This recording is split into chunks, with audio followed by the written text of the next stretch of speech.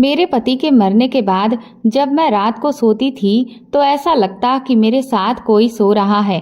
अब हर रोज मेरे पति मेरे सपने में आते हैं और कहते, बस रोना नहीं, मैं हमेशा आपके साथ हूँ।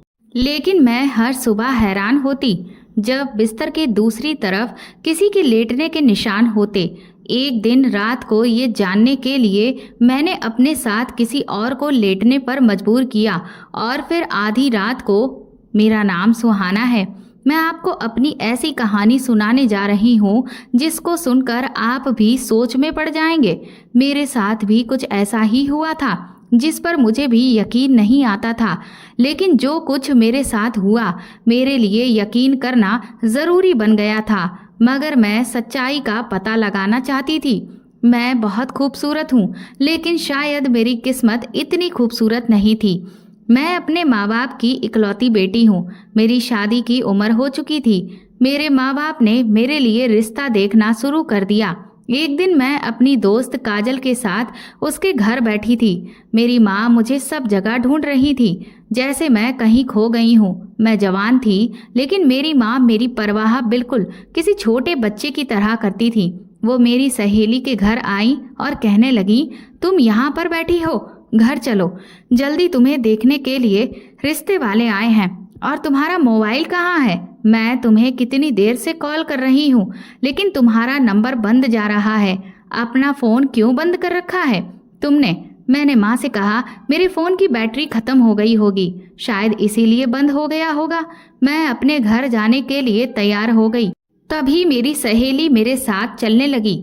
घर जाते जाते मैंने थोड़ा सा मेकअप कर लिया और चाय को हाथ में लेकर लड़के वालों के सामने चली गई। वो लोग मुझे देखकर हैरान ही रह गए। उन्होंने कहा कि बहुत ही प्यारी लड़की है, हमें आपकी बेटी बहुत पसंद आई है। हम अपने भाई के लिए ऐसी लड़की ही तलाश कर रहे थे। उन्होंने बताया कि उनके माँ बाप नहीं हैं, यानी मुझे देखने के लिए लड़के की बहनें आई हुई थीं। वह 3 बहनें थीं और तीनों की शादी हो गई थी, इसलिए वह अपने छोटे भाई के लिए प्यारी सी लड़की ढूंढ रही है। और कहने लगी कि हमारे भाई का घर भी अलग है। ये रिश्ता बहुत अच्छा था। लड़का ज़्यादा खूबसूरत नहीं था, लेकिन रिश्ते से इनकार करने वाली भी कोई खास वजह भी दिखाई नहीं दे रही थी। खैर, लड़का इतना भी बुरा नहीं था, बस उसका थोड़ा सा रंग सांवला था। मेरी माँ ने तो इस रिश्ते के लिए फौरन ही हाँ कर दी। इस लड़के की बहनों की यही शर्त थी कि शादी जल्द से जल्द हो जाए, क्योंकि वह तीनों बहनें ही अपने ससुराल में रहती थीं और उनके पास इतना वक्त नहीं था कि वह अपने मायके में भी वक्त गुजार सकें। इनमें से एक बहन तो शहर से बाहर रहती थी, लेकिन अभी अभी अपने भाई के लिए लड़की देखने के लिए कुछ दिनों के लिए आई हुई थी। मेरी माँ ने कहा कि रिश्ता हाथ से ना निकले, क्योंकि अकेला घर है। लड़का भी अच्छा खासा पढ़ा लिखा और अमीर है, और सबसे अच्छी बात ये थी कि इस लड़के के घर मेरे घर से काफ़ी करीब था। ये बात तो हमें भी पता थी कि इस घर में कोई लड़का है जो अकेला ही रहता है, इसके माँ बाप नहीं है। लेकिन क्योंकि इस घर में कभी कोई औरत नहीं थी, इसलिए वहाँ कोई आता जाता भी नहीं था, और हमने भी कभी उसके साथ ज़्यादा मेल मिलाप भी नहीं रखा। मुझे क्या पता था कि इस घर से मेरे लिए रिश्ता आ जाएगा। जिस लड़के से मेरी शादी होने वाली थी उसका नाम सुमित था। सुना था कि जिस लड़के से शादी होने वाली है वो काफ़ी अच्छा और मेहनती लड़का है। कुछ दिनों बाद ही मेरी उससे शादी हो गई और मैं शादी करके अपने ही पड़ोस में चली गई। जब मेरा दिल करता है तो अपने मायके चली आती हूँ। मेरे पति ने कभी मुझ पर रोक टोक नहीं की थी, और मेरी तीनों ननद अपने भाई की शादी करवाने के बाद अपने अपने घरों को लौट कर चली गई थीं, और वह तीनों ज़्यादा अपने मायके आई भी नहीं थी। मैं अपने ससुराल में बहुत खुशी और हर किसी को अपने घर और अपने पति के बारे में बहुत खुशी खुशी बताया करती थी। मेरी माँ मुझे अक्सर यही कहती थी कि सबको ये सारी बातें नहीं बताते, क्योंकि नज़र लग जाती है। ऐसा आराम और अच्छा पति हर किसी की किस्मत में नहीं लिखा होता, जिसमें ना कोई सास ससुर, ना देवर, ना जेठ और ना ही ननद हो, बस बड़ा घर और पति भी इतना प्यार करने वाला हो, जिसकी ख्वाहिश तो आज हर लड़की करती है। लेकिन मेरे मुंह से तो ये बात निकल ही जाती थी कि मैं इस ससुराल में बहुत खुश रहती हूँ और मेरे पति बहुत अच्छे हैं, क्योंकि मैं शादी के बाद बहुत ही ज़्यादा खुश थी। एक दिन मेरे पति ने मुझसे कहा कि शाम को मैं तुम्हें शॉपिंग पर ले जाऊंगा। मैंने सोचा कि सुमित मेरे लिए इतना सब कुछ करते हैं तो मुझे भी उनके लिए आज शाम अपने हाथ से बहुत अच्छा खाना बनाना चाहिए, जबकि मेरे घर का खाना मेरे नौकर बनाते थे। एक बीवी अपने पति के लिए आखिरकार कर भी क्या सकती है, या तो अच्छे से तैयार हो जाए या फिर उसके लिए उसकी पसंद का खाना बनाए और उसकी हर बात माने। मैं भी ये सब कुछ करती थी। मैंने अपने पति की पसंद का खाना बनाया था। वह घर पर आए और बहुत खुश थे। उन्होंने मुझसे कहा कि शाम को मैं तुम्हें बहुत अच्छी शॉपिंग करवाऊंगा और कहने लगे कि रात का खाना भी हम लोग फिर बाहर कहीं चलेंगे खाने। मैंने अपने पति को बताया कि मैंने आपके लिए आपकी पसंद का खाना बनाया है, इसीलिए हम घर पर ही खाना खा लेते हैं। वह मेरी ये बात सुनकर बहुत खुश हुए और हम लोग खाना खाने बैठ गए। लेकिन खाना खाते ही अचानक ना जाने सुमित को क्या हुआ कि वह एक तरफ गिर गए। मुझे लगा कि वह मुझसे मजाक कर रहे हैं या फिर एक्टिंग कर रहे हैं, लेकिन जब मैंने चेक किया तो वह बेहोश हो चुके थे। मैं बहुत ज़्यादा परेशान हो गई थी। मैंने सुमित को उठाने की बहुत कोशिश की, लेकिन वह होश में नहीं आए। मुझे कुछ भी समझ में नहीं आ रहा था कि मैं क्या करूं। मैं अपने घर की तरफ भागी। मैंने देखा कि मेरे घर पर कोई नहीं था और ताला लगा हुआ था। मैंने जल्दी से एम्बुलेंस को बुला लिया और अपने पति को अस्पताल के डॉक्टर के पास लेकर गई तो डॉक्टर ने उन्हें अच्छे तरीके से देखा। मैंने डॉक्टर को सब कुछ बताया कि सुमित बिल्कुल ठीक थे और हम लोग बैठे हुए खाना खा रहे थे। पता नहीं इनको अचानक से क्या हो गया और ये बेहोश हो गए। ये कोई नए डॉक्टर थे। उन्होंने मेरी तरफ हैरान होकर देखा। उन्होंने बताया कि वो मेरे पति को जानते हैं। वो कहने लगे कि ये तो मेरे भाई का दोस्त है। मैंने कहा, देखिए ना जाने मेरे पति को क्या हो गया है, प्लीज़ आप इनको ठीक कर दीजिए।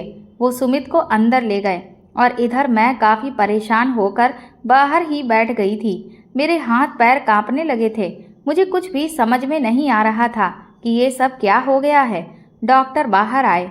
मैं अचानक ही खड़ी हुई और उनके पास जाकर पूछा कि बताइए डॉक्टर, मेरे पति को क्या हुआ है। उन्होंने मुझसे कहा कि आपके पति को हार्ट अटैक आया था और अब उनकी आखिरी सांसें चल रही हैं। ये सुनकर के तो मेरे कदमों तले से ज़मीन निकल गई। डॉक्टर ने कहा कि अपने पति से आप मिल सकती हैं। वैसे हम ऐसे मरीज से किसी को भी मिलने नहीं देते हैं, लेकिन आपके पति मेरे भाई के दोस्त हैं, इसलिए हम आपको अंदर जाने की इजाज़त दे देते हैं। वह डॉक्टर बहुत अच्छे थे। उनका नाम डॉक्टर रतन था। वह शायद इस अस्पताल के नए डॉक्टर थे। वह बहुत ही जवान थे और कम उम्र के भी डॉक्टर थे। मैंने उनको थैंक यू कहा और मैं अंदर चली गई। लेकिन अंदर गई तो पता चला कि मेरे पति अब इस दुनिया में नहीं रहे। शायद मैंने देर कर दी। मैं बहुत बुरी तरह से रोने लगी। मेरी हालत बहुत अजीब हो गई थी। मेरे पति की मौत के बाद मेरे माँ बाप मुझे अपने घर ले गए थे। अपने पति की मौत के बाद मैं अपने कमरे में बैठी रो रही थी। रोते रोते ही मेरी आंख लग गई और मैं गहरी नींद में चली गई। जब मेरे पति मेरे सपने में आए और उन्होंने आकर मेरा हाथ पकड़ा, मेरे सर पर प्यार से हाथ फेरा और कहने लगे, तुम्हें रोने की कोई ज़रूरत नहीं है, क्योंकि मैं तुम्हें रोता हुआ नहीं देख सकता।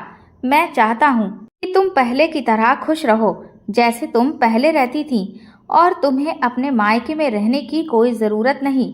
तुम वहीं हमारे घर पर जाकर ही रहो जहाँ तुम और मैं रहा करते थे, और हंसी खुशी रहो।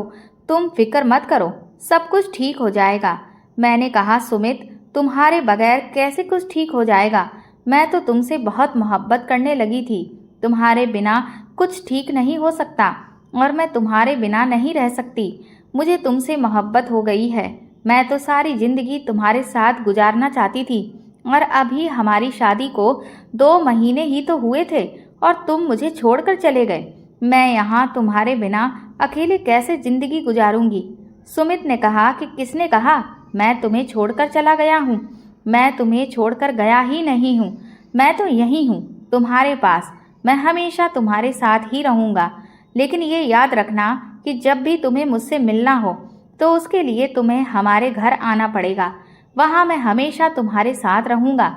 मैंने सपने में अपने पति का हाथ पकड़ लिया और कहा, सुमित प्लीज़ मुझे अकेला छोड़कर मत जाना, मैं तुम्हारे बिना नहीं जी सकती। अचानक से तभी मेरी आँख खुल गई और देखा कि मेरे आसपास तो कोई भी नहीं है। मैं अपने सपने को याद करके खूब रोने लगी। काश ये सपना सच होता और सुमित मेरे सामने होते।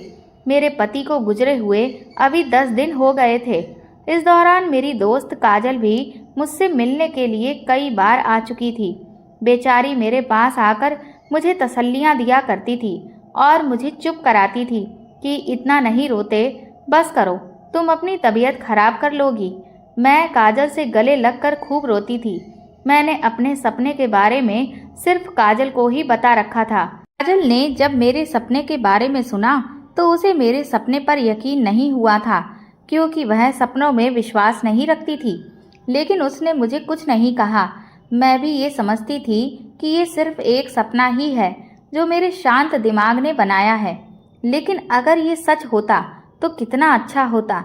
मैं अपने पति से सपने में आखिरी बार मिली थी। उन्होंने मेरा हाथ पकड़ा और मुझे गले से लगा लिया। मेरे लिए यही काफ़ी था। जब कुछ दिन गुजर गए तो मैं अपनी माँ से कहा कि मैं अपने ससुराल जाना चाहती हूँ और मैं यहाँ पर नहीं रहना चाहती, अपने पति के घर पर रहना चाहती हूँ। मेरी माँ ने मुझसे कहा कि तुम वहाँ अकेले कैसे रहोगी। मैंने कहा कि मेरा घर करीब ही तो है, एक गली का भी फासला नहीं है।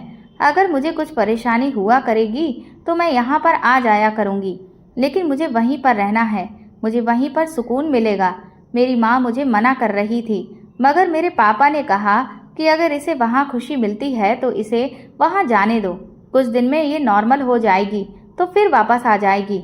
इनको यही लगता था कि मैं पागलों की तरह रवैया कर रही हूँ। कुछ दिनों में मैं ठीक हो जाऊँगी और उनकी इस बात से मैं दुखी हो गई थी। मेरे माँ बाप मेरी हर बात मानते थे और मेरा बहुत ख्याल रख रहे थे। उन्होंने मुझे इस घर में रहने की इजाज़त दे दी थी।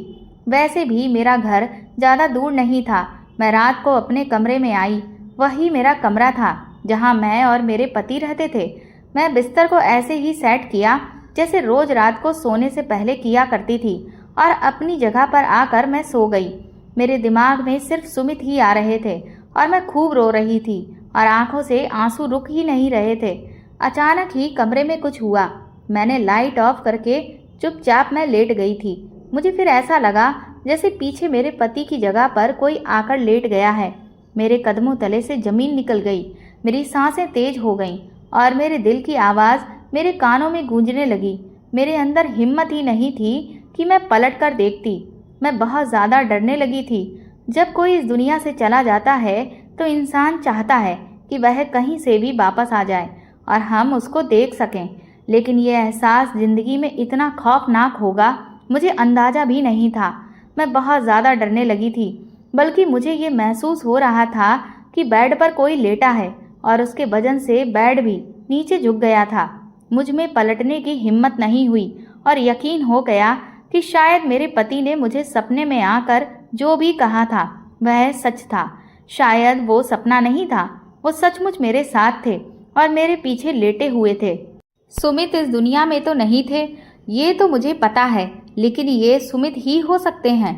मुझे उनकी सांसों की आवाज़ और उनकी खुशबू महसूस हो रही थी। मैंने आंखें बंद कर ली और महसूस किया कि वह मेरे साथ हैं और मैं सो गई। सुबह जब मैं उठी तो ये देखकर हैरान थी कि जिस जगह पर सुमित लेटे थे उस जगह का बिस्तर भी खराब हो चुका था। इसका मतलब वह रात को यहाँ पर आए थे।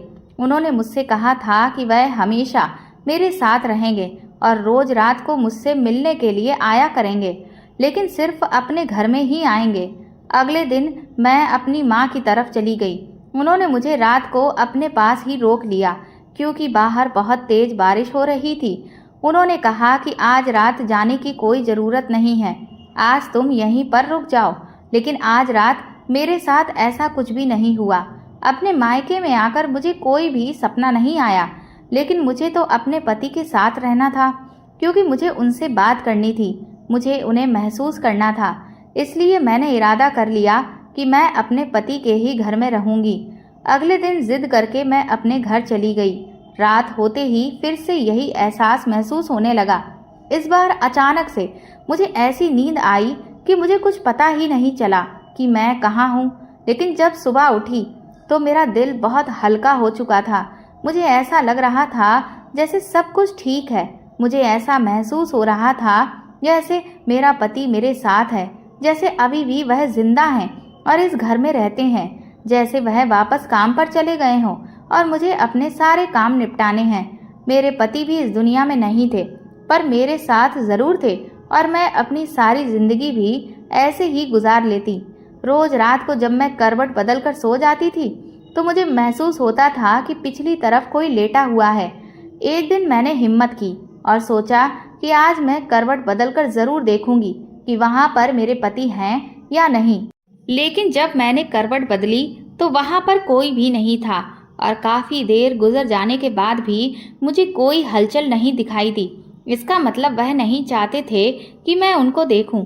मैं सिर्फ सुमित को महसूस कर सकती थी और मेरे लिए इतना ही काफ़ी था और मैं यही कर रही थी। मेरी सहेली काजल जब मेरे घर मुझसे मिलने के लिए आई तो उसने मुझसे कहा कि तुम तो पहले से काफ़ी बेहतर लग रही हो, तुमने अपने आप को संभाल लिया है। कहते हैं भगवान सवर दे ही देता है। वैसे भी अभी तुम्हारी उम्र ही क्या थी और तुम्हारी शादी को सिर्फ 2 महीने भी नहीं हुए थे। तुम्हें फिर किसी और के बारे में सोचना चाहिए। तुम्हारे पास कोई औलाद भी नहीं है। ज़्यादातर लोगों को पता भी नहीं है। अगर किसी और मोहल्ले में तुम्हारी शादी करवा दी जाए तो वह लोग अंदाजा भी नहीं लगा पाएंगे कि तुम्हारी पहली शादी हो चुकी है। मैंने काजल से कहा कि इस तरह की बातें मुझसे मत करो।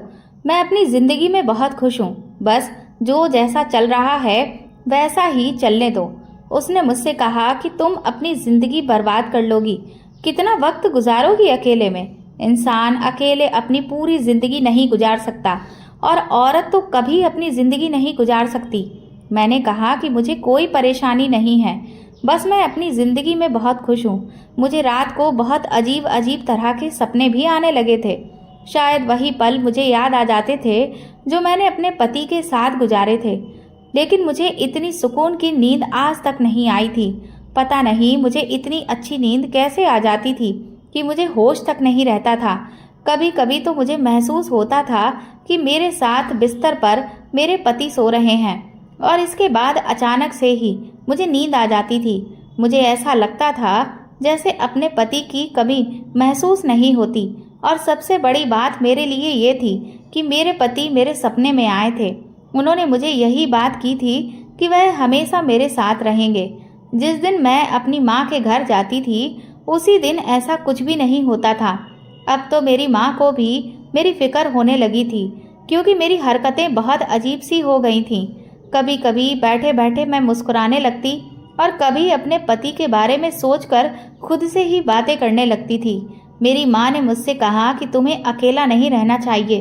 रात को तुम्हारे पापा भी गुस्सा कर रहे थे। बस हम तुम्हारी दूसरी शादी कर देंगे।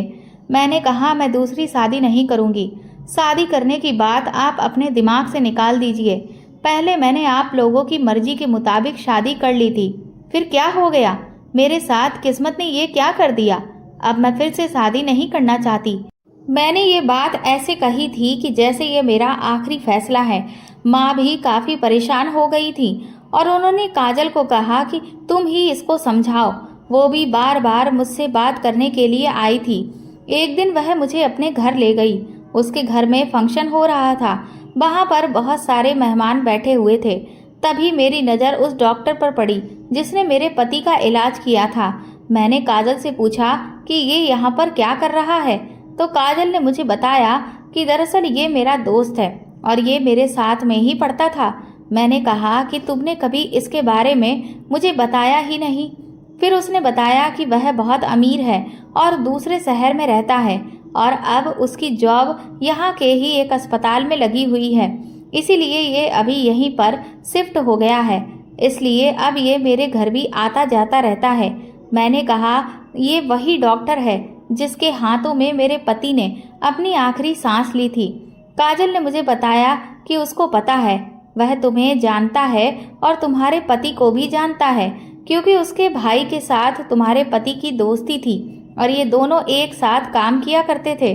काजल ने कहा कि शायद मेरी शादी भी इसी के साथ हो, क्योंकि मेरी फैमिली को ये लड़का बहुत पसंद आया है और हमारे रिश्ते की बात भी चल रही है। हम दोनों एक दूसरे से कभी कभी बात कर लिया करते हैं। मैंने कहा कि मुबारक हो, जल्द ही तुम्हारी इस लड़के से शादी हो जाए। डॉक्टर की बीवी बनना तो बड़ी बात होती है और ये इंसान देखने में भी काफ़ी हैंडसम था और नेचर भी उसका अच्छा था।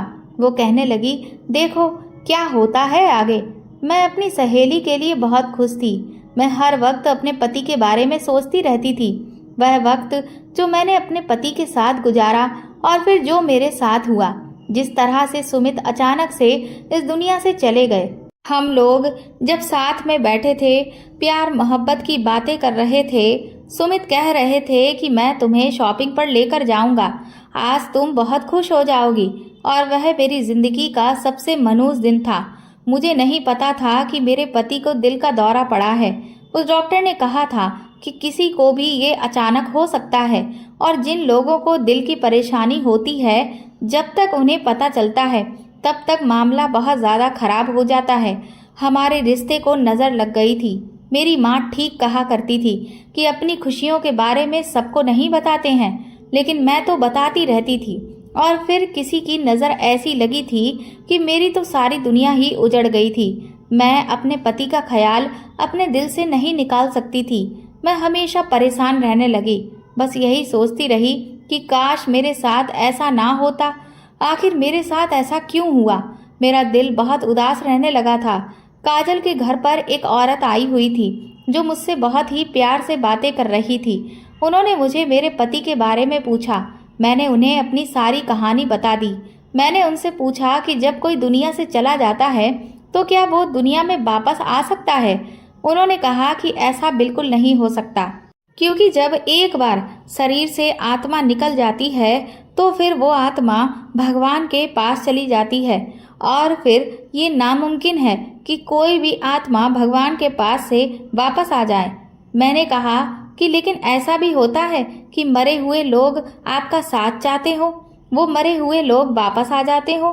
तो वो औरत कहने लगी कि वो लोग नहीं होते, बल्कि तो वो उनकी आत्मा होती है जो आपके दिमाग के साथ में खेल खेल रही होती है और आपसे झूठ बोल रही होती है, आपको इस्तेमाल कर रही होती है। मैं उनकी ये बात सुनकर बहुत डर गई थी।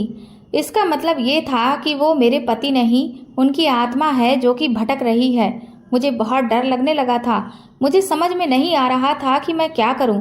मैं बार बार उस औरत की तरफ देखे जा रही थी कि आखिर इन्होंने मुझे ये क्या बात कह दी कि उनकी बातें सुनकर मैं अब सोच में पड़ चुकी थी। मैंने उनके पास आकर उनको अपने पति के सपने में आने वाली बात भी बता दी। फिर उन्होंने मुझसे कहा कि देखो बेटा, ऐसा कुछ नहीं है, तुम्हें कोई वहम हो रहा है। उन्होंने मुझसे कहा कि तुम एक काम करो, तुम उस घर में अकेले रहना छोड़ दो, क्योंकि जब तक तुम अकेले रहोगी तुम्हें ये वहम होता ही रहेगा।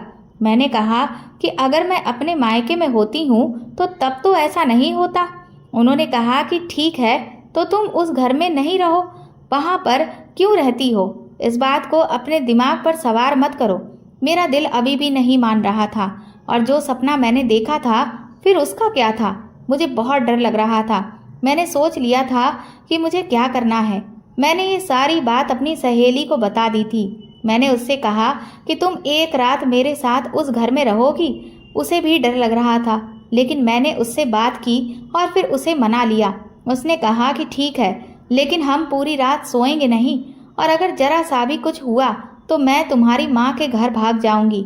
मैंने कहा कि ठीक है, मैं भी तुम्हारे साथ भाग जाऊंगी। मैं खुद कौन सा बहादुर हूँ, मुझे भी डर लग रहा है। वो मेरे साथ मेरे घर आ गई और मैंने उसे कहा कि तुम मेरी जगह पर लेट जाना, क्योंकि जैसे ही मैं करवट बदलती हूँ मुझे कुछ भी महसूस होना बंद हो जाता है। मैं कमरे की लाइट बंद कर दूंगी और मैं साइड पर खड़ी हो जाऊंगी। तुम मेरी जगह पर लेट जाना, फिर देखते हैं कि क्या होता है।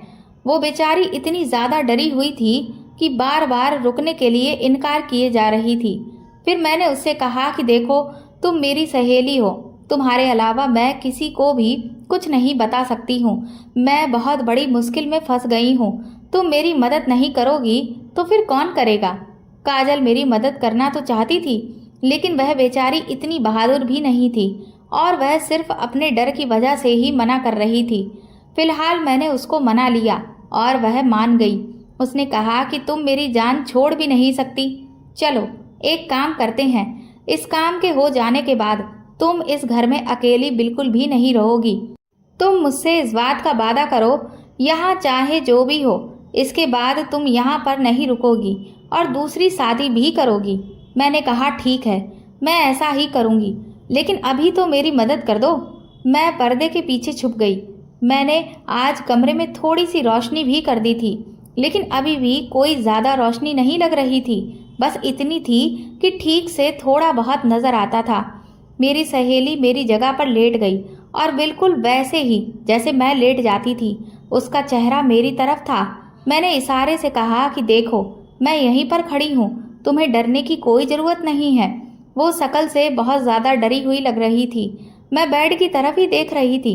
अभी तो वहाँ पर कुछ भी नहीं था, लेकिन ये भी तो हो सकता था कि मुझे सुमित की आत्मा दिखाई ही ना दे। लेकिन जिस तरह से वो बिस्तर खराब हो जाता था और बेड पर भी मुझे वजन महसूस होता था, इसका मतलब ये है कि अगर वहाँ कोई आता तो मुझे ज़रूर नज़र आता। वक्त इसी तरह से आगे बढ़ने लगा और रात के 2 बज गए और मेरी आंखों ने फिर ऐसा मंजर देखा कि मेरे पैरों तले से ज़मीन निकल गई। इस घर में खिड़की से कोई अंदर आया। वो कोई आदमी था, लेकिन उसका कद मेरे पति से ज़्यादा लंबा था और थोड़ी देर के बाद उसके पीछे 3 और आदमी अंदर आए, जिसमें से एक आदमी एक तरफ खड़ा हो गया और जो 2 आदमी पहले आए हुए थे, उसने एक रूमाल पर कोई दवा लगाई और मेरी सहेली की नाक के करीब ले जाने लगा, जो आंखें बंद किए हुए लेटी थी। इतने में ही मैंने चीखना चिल्लाना शुरू कर दिया। वो लोग भी चौंक गए और मैंने लाइट ऑन कर दी। लेकिन सबसे ज़्यादा मेरी सहेली हैरान थी, क्योंकि इस कमरे में जो शख्स खड़ा हुआ था वह उसका मंगेतर था, यानी कि वही डॉक्टर जिसके हाथों में मेरे पति ने दम तोड़ा था, और उसके साथ 3 और लोग भी थे। मैंने साइड पर रखा हुआ डंडा उठा लिया और कहा कि आगे बढ़ने की कोशिश की तो मैं तुम लोगों की जान ले लूँगी। मेरी सहेली भी मेरे पीछे छुप गई और वह उससे कहने लगी कि तुम यहाँ पर क्या कर रहे हो और ये लोग कौन हैं। उस डॉक्टर ने उन लोगों को तुरंत ही वहाँ से भगा दिया और कहने लगा कि मेरी बात तो सुनो पहले, मैं तुम लोगों को सब कुछ सच सच बताता हूँ। डॉक्टर भी बहुत ज़्यादा घबरा गया था, लेकिन मैं उसकी कहानी समझ चुकी थी। मैंने अपने नंबर से अपने पापा को कॉल मिला दी, लेकिन इस तरह से उन्हें सब बताया कि उनको पता ना चले।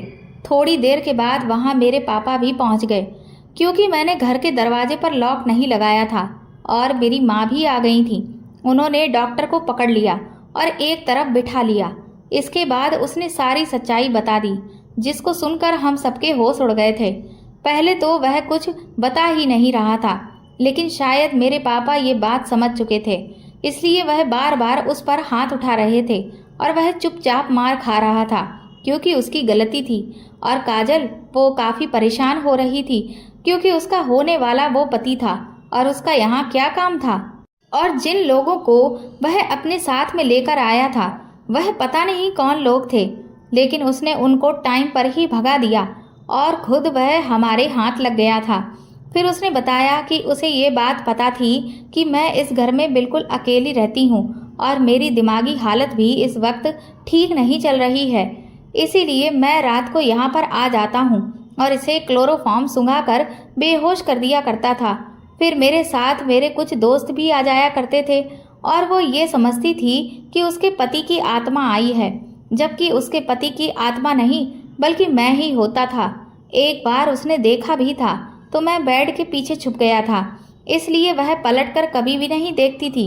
मेरे पापा ने उस डॉक्टर के मुंह पर थप्पड़ दे मारा, लेकिन मैं ये सोच रही थी कि इसको ये सब कुछ कैसे पता चला कि मैं अपने पति के बारे में इस तरह से सोचती हूँ।